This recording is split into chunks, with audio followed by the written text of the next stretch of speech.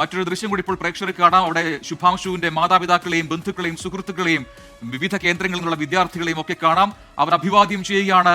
മടങ്ങി വരുന്ന ശുഭാംശു ശുക്ലയ്ക്ക് അവിടെ അഭിവാദ്യം അർപ്പിക്കുന്ന ശുഭാംശുവിന്റെ അമ്മയെയും അച്ഛനെയും ഭാര്യയും ഒക്കെ നമുക്ക് കാണാൻ കഴിയുന്നു. അഭിമാന മുഹൂർത്തം. ഇന്ത്യക്ക് ആദ്യമായി ഒരു ഇന്ത്യക്കാരൻ ബഹിരാകാശ നിലയത്തിൽ പോയി മടങ്ങി ഭൂമിയിലേക്ക് എത്തിയിരിക്കുന്നു. ഇതാ കേവലം 500 മീറ്ററിലേക്ക് എത്തിയിരിക്കുകയാണ്. വെറും 500 മീറ്റർ മാത്രം മുകളിൽ, ഭൂമിക്ക് മുകളിൽ 500 മീറ്റർ മാത്രം മുകളിലാണിപ്പോൾ നമ്മുടെ ഡ്രാഗൺ പേടകമുള്ളത്. ഇനിയുള്ളത് സ്പ്ലാഷ് ഡൗൺ സംഭവിക്കണം. അതിനായുള്ള കാത്തിരിപ്പിലാണ്.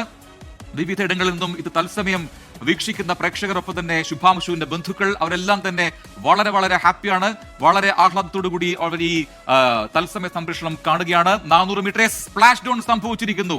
താഴെ പസഫിക് സമുദ്രത്തിലേക്ക് നമ്മുടെ പേടകം വന്ന് ഇറങ്ങിയിരിക്കുന്നു. വളരെ സോഫ്റ്റായി ആ സമുദ്രത്തിലേക്ക് പതിച്ചിരിക്കുകയാണ് നമ്മുടെ പേടകം. ഇനി എത്രയും പെട്ടെന്ന് മിനിറ്റുകൾക്കകം അവിടത്തേക്ക് കുതിച്ച് വരുന്ന നമ്മുടെ വിദഗ്ധർ അവരുടെ ബോട്ടിൽ, ചെറു ബോട്ടിൽ വളരെ പെട്ടെന്ന് തന്നെ അവിടേക്ക് എത്തുകയും ഈ പേടകത്തെ റിക്കവർ ചെയ്യുകയും ചെയ്യും, വീണ്ടെടുക്കുകയും ചെയ്യും.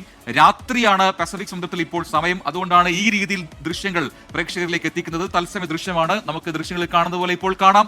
യെസ്, ഇതാണ് നേരത്തെ സംഭവിച്ചത്. വെറും സെക്കൻഡുകൾ കൊണ്ട് തന്നെ ആ ഭൗമാന്തരീക്ഷത്തിൽ നിന്ന് ശേഷം പിന്നീട് താഴേക്ക് വരികയും വേഗം കുറച്ചു കൊണ്ടുവന്ന് ആ സ്പ്ലാഷ് ഡൗൺ സംഭവിക്കുകയും ചെയ്തിരിക്കുന്നു.